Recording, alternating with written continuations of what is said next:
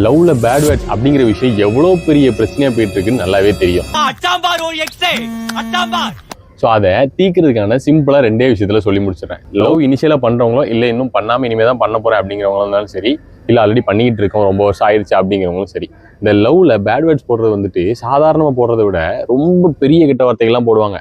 அது நம்மளையும் சொல்லலாம் ரொம்ப கேவலப்படுத்துற மாதிரி இருக்கும், நம்ம பேரண்ட்ஸையும் சேர்த்து திட்டுற மாதிரி இருக்கும். பட் அந்த இன்டென்ஷன் எல்லாம் அவங்க திட்டிருக்க மாட்டாங்க. ஆனா அப்படி ஒரு விஷயம் இருக்கு இல்லையா, இதை ஸ்டாப் பண்றதுக்கு ஃபர்ஸ்ட் அவங்களுக்கு நம்ம சொல்லும் போது ஒரு வேலிடான ரீசன் இருக்கும், இதனால நீ வந்துட்டு போடக்கூடாது அப்படிங்கிறதுக்காக. கெட்ட வார்த்தை நம்ம ஒருத்தனை திட்டுறதுக்காகவோ ட்ரிகர் பண்றதுக்காகவோ இல்லை அவனை அசிங்கப்படுத்தணுங்கிறதுக்காக தான் வந்துட்டு நம்ம போடுறோம். ஸோ இந்த மாதிரி விஷயங்களுக்கு நம்ம யூஸ் பண்ற 70% வார்த்தைகள் வந்துட்டு பெண்ணோட உறுப்புகள் மட்டும்தான் இருக்கு. ஒரு பெண்ணோட உறுப்பை வச்சு ஒரு நம்ம ஆணை திட்டிட்டோம் அப்படின்னா அது ரொம்ப அசிங்கப்படுத்திட்டோம் அப்படிங்கிற ஒரு சந்தோஷத்துல சாட்டிஸ்ஃபேக்ஷன் லெவலுக்கு போகுது. இது இன்டென்ஷனல் இல்லைனாலுமே இது அவங்களுக்குள்ள திணிக்கப்பட்டு அப்படியே வளர்க்கப்பட்டு இப்போ அவங்களுக்குள்ள ஆட்டோமேட்டிக்கா அது இருக்கு, அவங்களுக்கே தெரியல இப்படி ஒரு டீப்பான அர்த்தம் இருக்கு அப்படின்னு சொல்லிட்டு. ஆனா உண்மையிலேயே நம்ம ஒருத்தங்களை அசிங்கப்படுத்தும்னு பேசுற வார்த்தையில பெண்ணோட உறுப்பை வச்சு திட்டோம்னா நம்ம லிட்டரலி பெண்ணோட உறுப்பை அந்த பேட் வேர்ட்ல தப்பா தான் யூஸ் பண்றோம். அதான் நான் இந்த பெண்ணோட உறுப்பு, இந்த ஒரு உறுப்பு தப்பு, ஸோ இதை நான் அசிங்கமா பாக்குறேன், இந்த அசிங்கத்தை நான் ஓமேல போடுறேன், போட்டால் நீ அசிங்கமாயிடுற, எனக்கு வந்து அவனை திட்டு நினைச்சு திட்டேன், நான் உன்னை அசிங்கப்படுத்திட்டேன். ஸோ இந்த ஒரு தாட் வந்துடுது, கேவலமான ஒரு எண்ணம் வந்துடுது. ஸோ பெண்களாக இருந்தீங்கன்னா ஸ்டார்டிங்லேயே இந்த விஷயத்தை இப்படி ஒரு உறுப்பை நம்ம அசிங்கமான சொல்கிறோம், அப்போ நாங்கள் என்ன கேவலமானவங்களா, இல்லை எங்கள் உறுப்புன்னு உங்களுக்கு அவ்வளோ அசிங்கமாக தெரியுதா அப்படிங்கிற விஷயத்த சொல்லியே அவங்கள ஸ்டாப் பண்ணிடுங்க.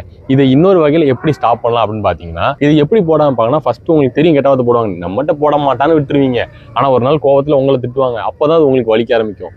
ஃபர்ஸ்டே அந்த கெட்ட வார்த்தையை போடும்போதே அட் டைமில் அதை கட் பண்ணி பேசாமல் இருங்க.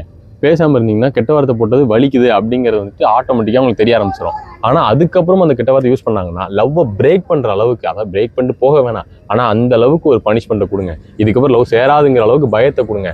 அப்போ அவங்கள அறியாமல் அவங்க மனசுக்குள்ள என்ன ஆயிரும்னா, ஓகே இந்த கெட்ட வார்த்தை வந்துட்டு இவங்களுக்கு இவ்வளோ கஷ்டமாக இருக்குமா, பெயினாக இருக்குமா, ஐயோ நம்ம தெரியாதனமா போட்டோம்னா லவ்வில் பெரிய ப்ராப்ளமை ஃபேஸ் பண்ணுவோம் அப்படிங்கிற ஒரு பயம் வந்துட்டா போதும், அவங்க பண்ண மாட்டாங்க. எப்போவாவது ஒரு நாள் தெரியாதனம் பண்ற வாய்ப்பு இருக்கு, அன்னைக்கும் இதே ஒரு விஷயத்த பண்ணி அவங்களுக்கு திரும்ப அந்த பயத்தை கொடுங்க. ஆனா அந்த ஒரு பயத்திலே வச்சுக்கோங்க. கெட்ட வார்த்தை போடும்போது அக்செப்ட் பண்ணிட்டு அழுகிற விஷயத்துல நீங்க பொண்ணுங்க இறங்கிட்டீங்கன்னா ஸ்டாப் ஆகாது. ஸ்டெப் எடுங்க, இந்த விஷயத்தை இப்பவே ஸ்டாப் பண்ணுங்க. ரொம்ப அசிங்கமான விஷயம் தான்.